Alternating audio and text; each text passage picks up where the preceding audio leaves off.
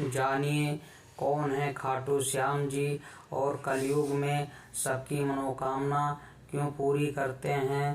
परम पूज्य श्री गुरु जी महाराज। कौन है ये खाटू श्याम जी? 3 बाण से पूरा महाभारत समाप्त करने का काम संकल्प ले रखा था। कौन? बर्बरीक जी ने 3 बाण से सारा युद्ध समाप्त। भगवान ने कहा अच्छा, यदि इस पीपल के पत्ते पर तुमने 1 बाण से छेद कर दिया तो मैं मान लूंगा कि तुम 3 बाण से पूरा महाभारत जीत लोगे या समाप्त कर दोगे। ठीक है। एक पांव पत्ते के नीचे, पांव के नीचे पत्ता दबा लिया भगवान ने और बाण चलाया। श्री बर्बरीक जी ने चलाया बाण, 1 बाण से सारे पत्तों में छेद हो गया। आश्चर्य मानेंगे आप लोग कि हरियाणा में आज भी कुरुक्षेत्र के पास वह गांव आज भी है और वह पीपल का पेड़ आज भी है, जिसके आज भी उस पीपल के हर पत्ते पर आज भी छेद हैं। मतलब जब नया पीपल का नया पत्ता निकलता है उसमें आज भी छेद है। आज भी आप जाकर देख सकते हैं। आज भी ये बात कितनी पुरानी है? 5000 साल पुरानी लगभग। भगवान ने तुरंत सिर काट दिया बर्बरीक जी का। हल कर लूं। अच्छा बताइए, भगवान ने बर्बरीक जी का सिर काट दिया तो क्या भगवान ने बर्बरीक जी के साथ सही किया कि गलत किया? आपके हिसाब से भगवान ने सही किया कि गलत किया? भाई, किसी का आपने सिर इसलिए काट लिया कि आप बहुत बड़े बलवान हैं, आप 3 बाण से पूरा युद्ध जीत लेंगे, तो आपका सिर काट दिया गया। तो भगवान ने सिर काट के सही किया भगवान श्री कृष्ण ने या गलत किया? जोर से। सही किया। क्या सही था इसमें? सही किया। चलो मैं मान गया, मैं भी अभी कहूंगा कि सही किया, पर इस सही को सिद्ध करना पड़ेगा। कैसे सही है? इस सही को सिद्ध करना पड़ेगा। कैसे सिद्ध करेंगे आप? चलो हम बता दें आपको। ऐसे सिद्ध होगा कि भगवान ने कहा था कि तुम किसके पक्ष से युद्ध करोगे। बर्बरीक जी ने कहा जो हारेगा मैं उसके पक्ष से युद्ध करूंगा। तो भगवान को पता था कि कौरव हारेंगे, और कौरव हारेंगे तो यह कौरवों के पक्ष से युद्ध करेगा, और कौरवों के पक्ष में यदि इतना बड़ा योद्धा खड़ा हो जाएगा तो कौरवों की शक्ति बढ़ जाएगी। और ये कौरव वही लोग हैं जो भरी सभा में एक नारी का अपमान करते हैं कपड़े उतार कर। तो ऐसे दुष्टों की सेना में ये जाकर उनका बल बढ़ाएं, इसलिए भगवान ने ना चाह करके भी सिर काट दिया। और सिर काटा। भगवान ने कहा बर्बरीक बताओ मैं तुम्हारी क्या अभिलाषा पूरी करूं। अच्छा, सिर कटने के बाद कोई जिंदा रहेगा क्या? बोलो। पर भगवान ने बर्बरीक जी को जिंदा रखा ना, क्योंकि भगवान के हाथ में मृत्यु है साहब। भगवान मरे को जिंदा कर सकते हैं। बताइए भगवान श्री कृष्ण ने किस मरे आदमी को जिंदा किया था? बताओ आप। वो कौन है जिसको भगवान ने जिंदा? बताओ। हाँ मैया बताओ मेरी मां। भगवान श्री कृष्ण ने वो कौन है जिसे मरे हुए को जीवित किया था?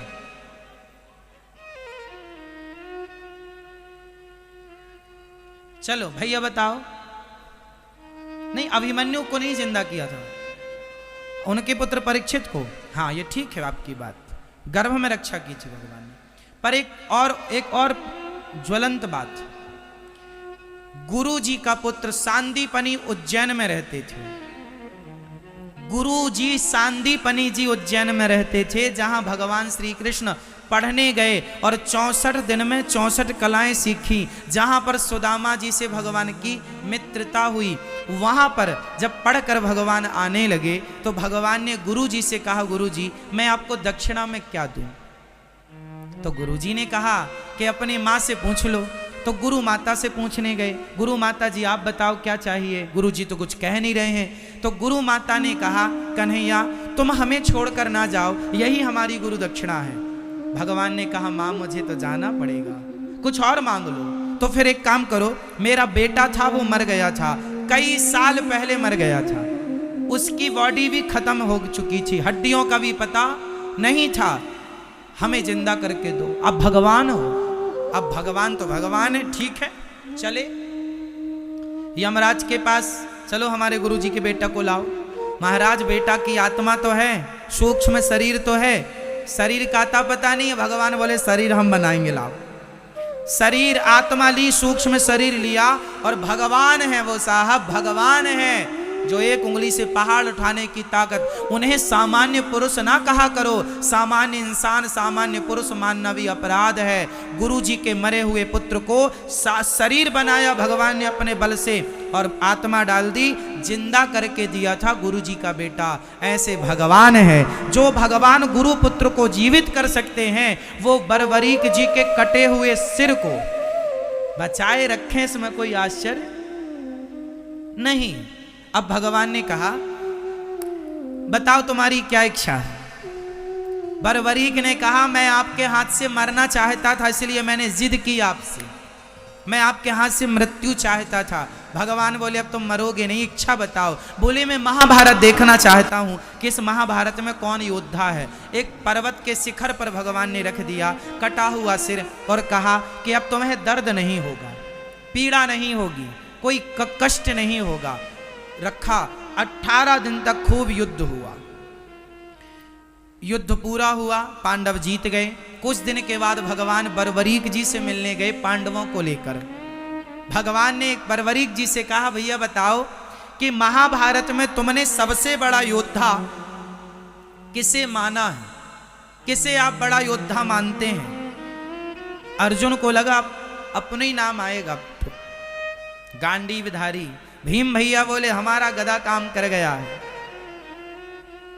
पर बरबरीक जी ने मुस्कुराते हुए कहा प्रभु इस महाभारत में मुझे आपके सुदर्शन चक्र के अतिरिक्त कुछ दिखाई ही नहीं पड़ा।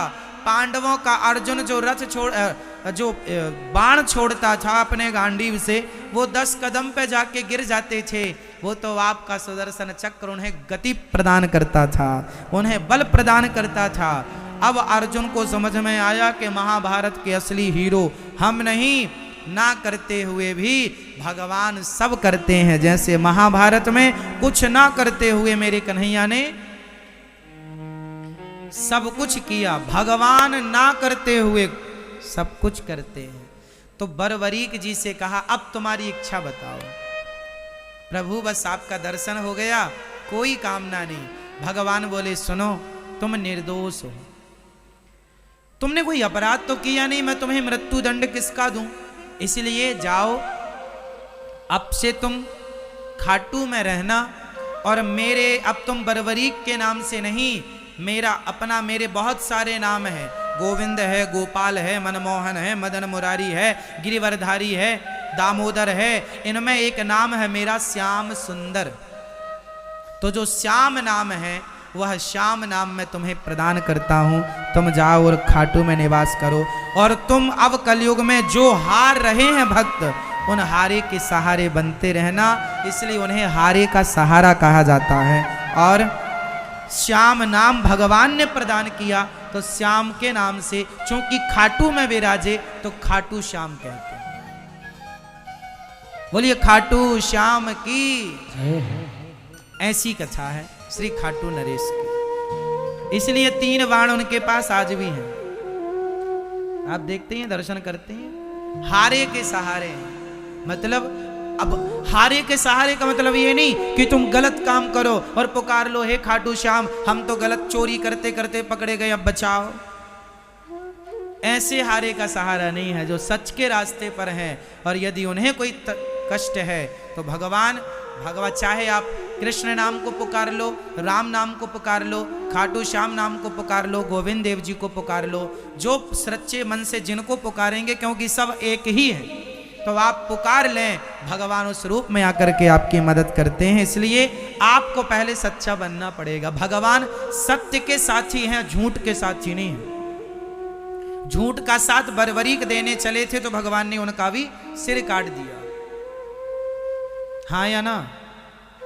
इसलिए भगवान सत्य का साथ देते हैं, झूठ का नहीं। अब आप सोचेंगे हम झूठा काम करें और भगवान रक्षा करें, इसलिए सच्चे काम करिए और आगे बढ़ते रहिए। तो ये भगवान आनंद के सागर हैं, भगवान का चिंतन करो।